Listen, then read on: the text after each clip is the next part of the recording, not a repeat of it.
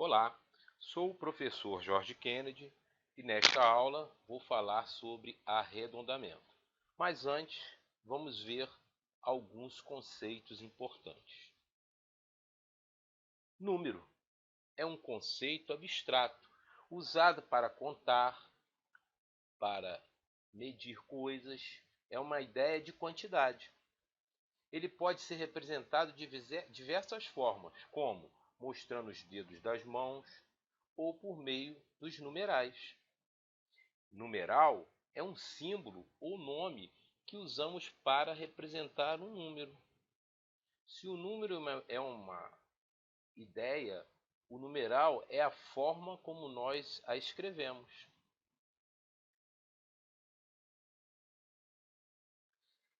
E o algarismo é o símbolo que usamos para expressar os números. Aqui nós temos os algarismos romanos e aqui os algarismos egípcios. Os algarismos mais comuns no nosso dia a dia são os indo-arábicos. São 10. 1, 2, 3, 4, 5, 6, 7, 8, 9, 10 algarismos, sendo que são 5 algarismos pares e 5 algarismos ímpares.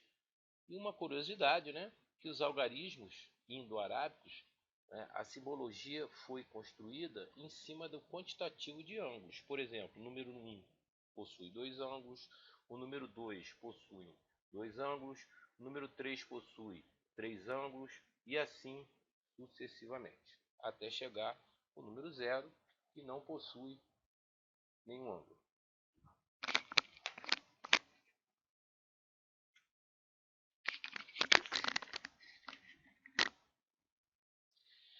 Bom, então vamos agora falar de arredondamento. Em conformidade com a resolução número 866/66 da Fundação do Instituto Brasileiro de Geografia e Estatística, o arredondamento é efetuado da seguinte maneira. Então nós temos uma tabela e nessa tabela nós temos 3 colunas. A primeira coluna são as condições, a segunda os procedimentos e a terceira os exemplos. Então, a primeira condição é quando o algarismo que está sendo analisado é menor do que 5. Quando isso acontece, né, o último algarismo a permanecer fica inalterado. Vamos ver os exemplos. Por exemplo, 53,24. Eu vou arredondar para uma casa decimal. E eu tenho que avaliar qual é o algarismo que está na segunda casa. O algarismo que está na segunda casa decimal é o algarismo 4. E 4 é menor do que 5. Logo, a primeira casa decimal fica inalterada. Vamos ver na reta numérica por que isso acontece. Então, eu tenho aí o 53,24, ok? Ele está mais próximo do 53,2. Por isso que o arredondamento é feito desta maneira. Vamos ver um exemplo agora, arredondando para 2 casas decimais. Agora eu vou observar o algarismo que está na terceira casa decimal, que é o número 2. 2 é menor do que 5, então o algarismo que está na segunda casa decimal será inalterado. Vamos ver na reta numérica. Então está aí o 4,332, ele está mais próximo do 4,33, ok? Vamos ver agora um terceiro exemplo, arredondando para 3 casas decimais. Então, eu vou observar quem está na quarta casa decimal. É o número 1. 1 é menor que o 5. Então, a terceira casa decimal permanece, o algarismo que está na terceira casa decimal permanece inalterada. Vamos ver na reta numérica o posicionamento dele em relação a 0,123. Ok? Bom, a segunda condição é quando o algarismo a ser observado é maior do que 5. E quais são os procedimentos? Aumenta-se de uma unidade o algarismo a permanecer. ok? Então, arredondando para uma casa decimal, eu observo quem está na segunda casa decimal. 7 é maior do que 5, então eu acrescento aí uma unidade ao algarismo que está na primeira casa decimal, ou seja, um centésimo. Então foi para 42,9 e vamos ver como é que se comporta na reta numérica. Ele está mais próximo do 42,9, ok? Vamos ver agora um exemplo arredondando para duas casas decimais.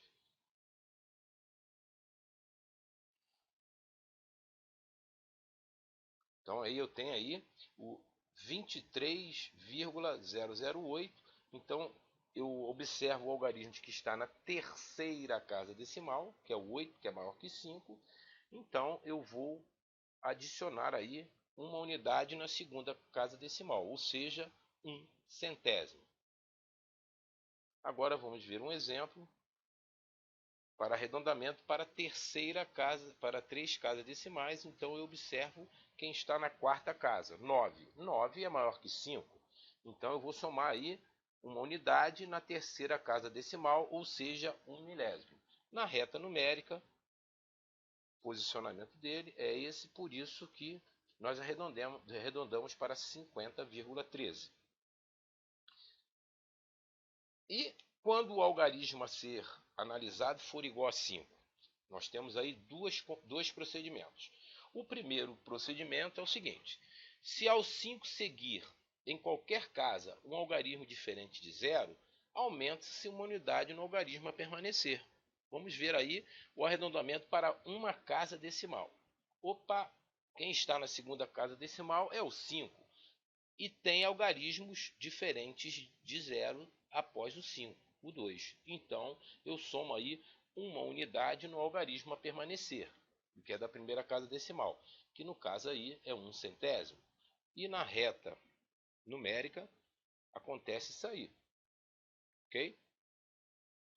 Bom, vamos ver um exemplo agora arredondando para duas casas decimais. Então eu tenho aí, eu vou olhar quem está na terceira casa, opa, é o 5. Aí eu faço a perguntinha: tem algum algarismo após o 5 diferente de zero? Tem aqui o 1.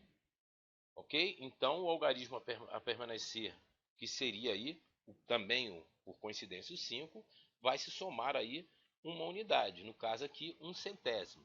Ok? E na reta numérica, nós vamos ver como é que fica na reta numérica. Ok? Então, arredondando aí para 25,66. Vamos agora, com um exemplo, arredondando para três casas decimais, vamos observar quem está na quarta casa decimal, que também é o 5, é o algarismo 5. Aí eu faço a pergunta: tem algum algarismo após o 5 diferente de zero? Tem. Aqui o 9. Então, o algarismo a permanecer, que será o 7, vai se somar aí uma unidade, que no caso aqui é um milésimo. Aí vai virar 2,68. Na reta numérica, ok? Está aí o arredondamento em relação à reta numérica. Esse é o primeiro procedimento quando o algarismo a ser analisado for igual a 5. E o segundo procedimento, se o 5 for o último algarismo, ou se ao 5 só se seguirem zeros, os últimos algarismos, o último algarismo a ser conservado só será aumentado de uma unidade se for ímpar, ou seja, se o antecessor do 5 for ímpar. Vamos ver como é que funciona. Então tá aí, 24,75. Então eu vou arredondar para uma casa decimal, analisando quem está na segunda casa, é o 5, ok? E aí eu faço a pergunta: tem alguém depois do 5? Tem algum algarismo depois do 5 diferente de zero? Não tem. O antecessor é par ou ímpar? É ímpar. Opa, então eu vou somar aqui um décimo, ok? Fica 24,8. Bom, e se for 24,65? Aí eu faço a pergunta: tem algum algarismo após o 5 diferente de zero? E a resposta é não. O antecessor é par ou ímpar? Par. Então a casa a ser mantida fica inalterada. Se o antecessor for ímpar, soma-se uma unidade. Se o antecessor for par, mantém-se. o algarismo. Vamos ver na reta numérica. Percebam que 24,8, né, está à mesma distância do 24,75 em relação ao 24,60. Então, o 24,60 e 24,80 eles têm a mesma distância em relação ao 24,75. Por isso, né, que se estabeleceu essa regra. Então, como nós temos 10 algarismos, né, a metade nós subimos a casa, uma unidade, e a outra metade mantém-se o algarismo da casa a ser arredondado. Ok? Mas por que isso? Vamos ver agora na prática. Então, 24,75 eu arredondei para 24,80 e 24,65 eu arredondei para 24,60. Vamos somar agora esses dois números, 24,75 e 24,65, sem arredondar. Opa, 49,40. Agora, somando com os seus arredondamentos, também dá 49,40. Então, esse é o motivo, ok?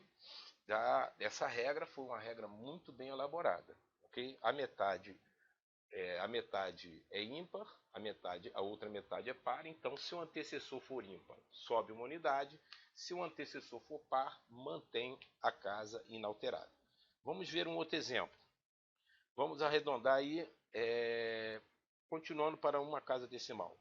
Então, 4,1500. Opa, então, tem alguém depois do 5 diferente de 0? Não. Então, eu vou subir aí uma unidade, então virou 4,2.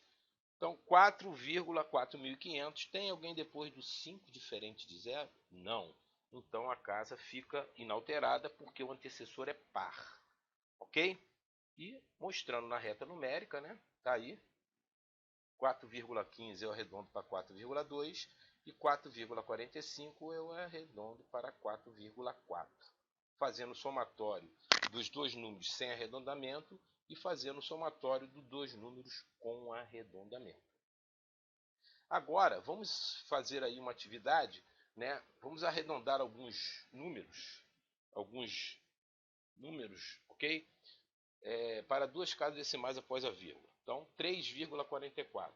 Então, eu sempre vou analisar quem está na terceira casa decimal, porque eu estou arredondando para duas casas decimais nessa atividade. Então, 4 é menor que 5, então a segunda casa decimal é mantida. A terceira casa decimal é o 5. Aí eu faço a pergunta, tem alguém depois do 5 diferente de 0? Tem. Isso é uma dízima periódica, né? Então, isso aqui é um número decimal infinito com uma dízima periódica. Então, após o 5 aí, eu tenho 5, 5, 5. Então, o antecessor do 5 é par ou ímpar? Opa, é ímpar. Então, soma-se uma unidade. 7 é maior que 5. Soma-se uma unidade. 0 é menor do que 5. Então, mantém a segunda casa decimal.